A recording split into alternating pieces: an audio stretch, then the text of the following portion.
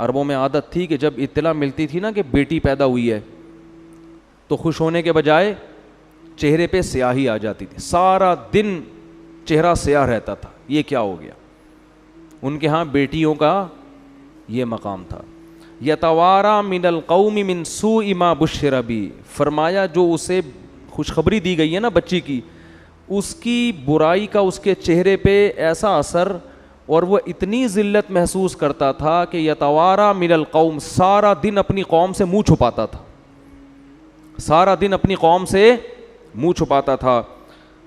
ایمسکہ علی ہون ام یدسہ فی التراب, اس ٹینشن میں سارا دن گزرتا کہ میں ذلت برداشت کر کے اسے پالوں یا اسے مٹی میں دفن کر دوں.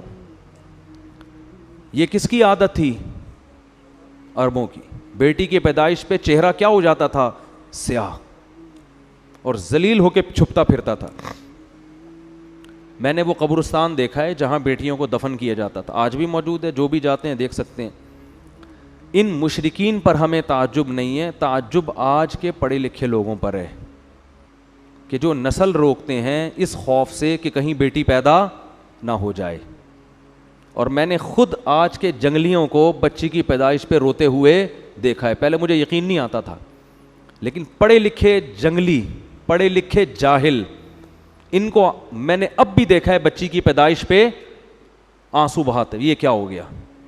میں ایک دفعہ ہسپتال میں بیٹھا ہوں تو سامنے کوئی خاتون رو رہی ہیں, اور وہ بیٹا ان کا پینٹ شرٹ میں, لگ رہا تھا کوئی ایجوکیٹڈ فیملی ہے, وہ بھی بیچارہ پریشان, منہ ایسا نا اس کا جھکا ہوا, رو تو نہیں رہا تھا لیکن منہ پہ یہی کیفیت تھی جو یہاں قرآن بیان کر رہا ہے. چہرے پر کیا ہے؟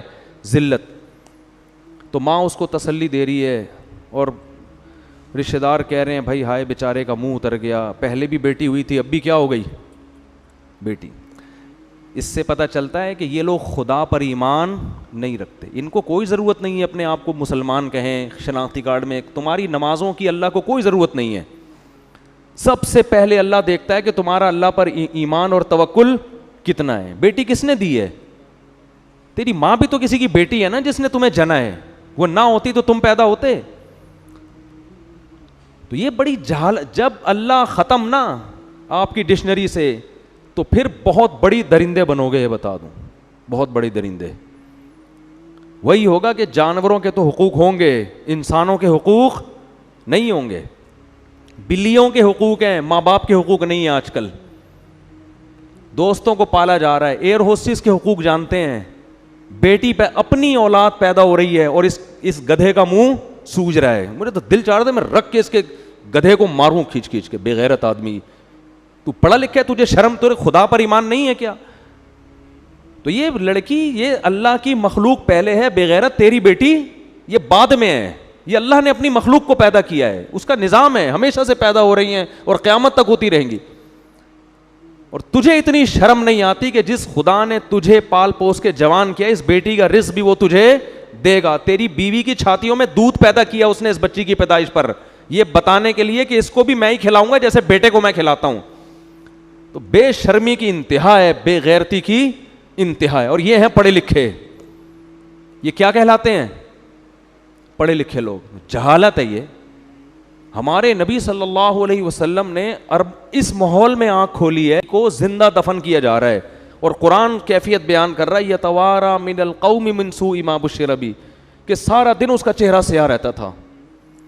لیکن آپ صلی اللہ علیہ وسلم نے کتنی محبت دی بیٹی کو.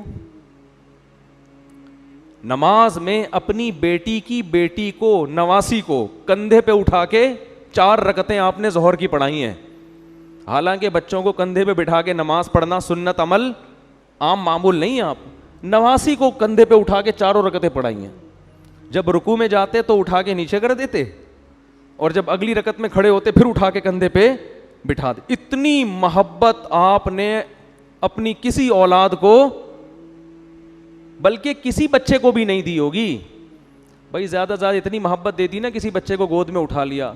صحابہ کہتے ہیں ہم نماز کے انتظار میں تھے, آپ صلی اللہ علیہ وسلم جب آئے ہیں تو ہم حیران ہو گئے کہ آپ کے کندھے پہ آپ کی نواسی بیٹھی ہوئی ہے. نواسی تو تھوڑی دور ہو گئی نا, بیٹی کی بھی بیٹی ہو گئی. تو ہم حیران تھے یہ کیا ہوا بھائی. اور اسی طرح آپ نے نیت باندھ لی ہے بھائی, سید الانبیاء ہیں, اور نواسی کو کندھے پہ بٹھا کے نماز پڑھا رہے ہیں, پیچھے ابو بکر, عمر, عثمان, علی جیسے لوگ کھڑے ہوئے ہیں, اتنی مبارک محفل.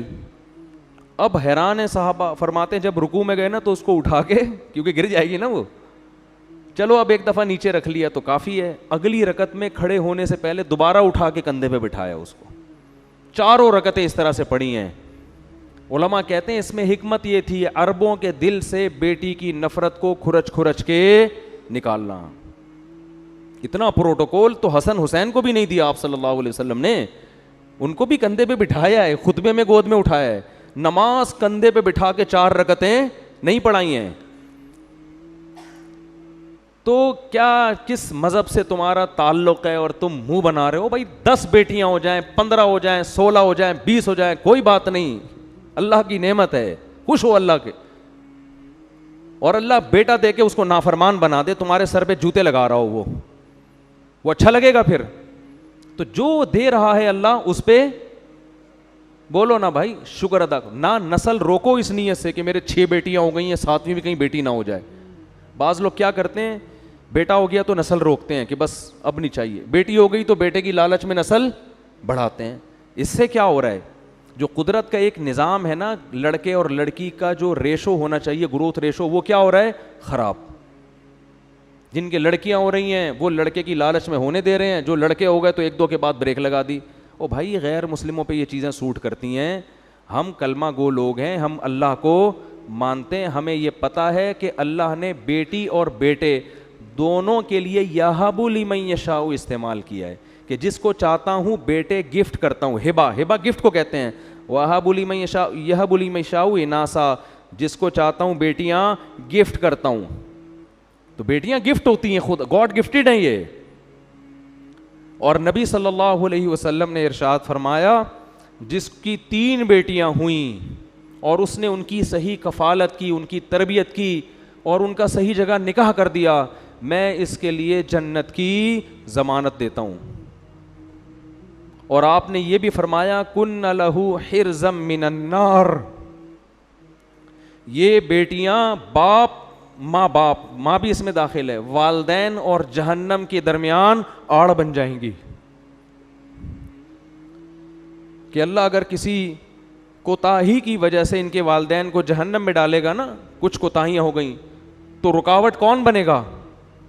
حرزن, بیٹیاں کیا بن جائیں گی؟ دیوار, رکاوٹ. کیوں؟ کہ اللہ اس نے اتنی بڑی ہمارے والدین نے نیکی کی ہے کہ ہمیں عزت کے ساتھ انہوں نے اپنے گھر میں پالا, حالانکہ ان کا ہم سے کوئی دنیاوی مفاد نہیں تھا. بیٹوں سے تو مفاد ہوتے ہیں, یہ کرے گا, یوں کرے گا, ہم سے کیا مفاد تھا؟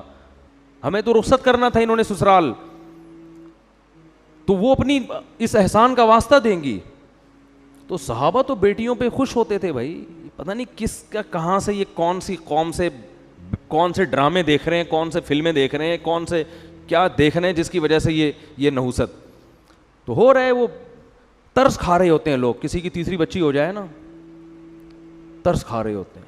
یہ جاہلوں والی باتیں ہیں, یہ غیر مسلموں پہ سوٹ کرتی ہیں. ان میں بھی جو بہت ہی پرلے درجے کے جاہل ہیں, ہر غیر مسلم بھی ایسا نہیں ہوتا, یہ ان پہ سوٹ کرنے کی باتیں. ہم فخر کرتے ہیں بھائی, بیٹیاں بھی دے اللہ, بیٹے بھی دے. او یزوجہم ذکرانا و اناثا, فرمایا جس کو چاہتا ہوں گفٹ میں بیٹیوں کی لائن لگا دیتا ہوں, جس کو چاہتا ہوں گفٹ میں بیٹوں کی لائن, اور جس کو چاہتا ہوں ہٹو بچوں, ٹھیک ہے نا, بیٹوں کی بھی لائن اور بیٹیوں کی بھی لائن. جب زیادہ ہوتے ہیں تو پھر دونوں ہی ہوتے ہیں. یہ جو روک رہے ہیں نا 2 کے بعد نہیں, تو پھر یہاں ترسا کے اللہ دیتا ہے. پھر اگر نسل کو ایسے ہی پیدا ہونے دو کہ بھئی اللہ جتنی چاہے اولاد دے, تو ہو سکتا ہے آپ کی 4 بیٹیاں ہوں, پھر لائن سے 4 بیٹے ہو جائیں. لیکن جب آپ نے یہ بخل ہے نا طبیعت میں کہ کھلائیں گے کہاں سے, ان پہ تو خرچ کرنا پڑے گا, تو پھر اس کا مطلب ہے کہ آپ کا اللہ پر ایمان نہیں ہے. پھر اللہ بھی کہتا ہے میں ٹینشن ہی دوں گا تجھے. اور وہ بچہ بھی جو لڑکا بھی جو پیدا ہوگا نا, وہ ایک ہی انڈا, وہ بھی گندا. بولو گے یار ایک بچہ لڑکا ہوا اور وہ بھی کم بخت, بولو کسی کام کا نہیں. توکل کرو, اللہ پہ اعتماد کرو, نہ بہنوں کو ٹینشن سمجھا کرو اور نہ بیٹیوں کو. نبی نے بہنوں کی کفالت پہ بھی خوشخبریاں سنائی ہیں.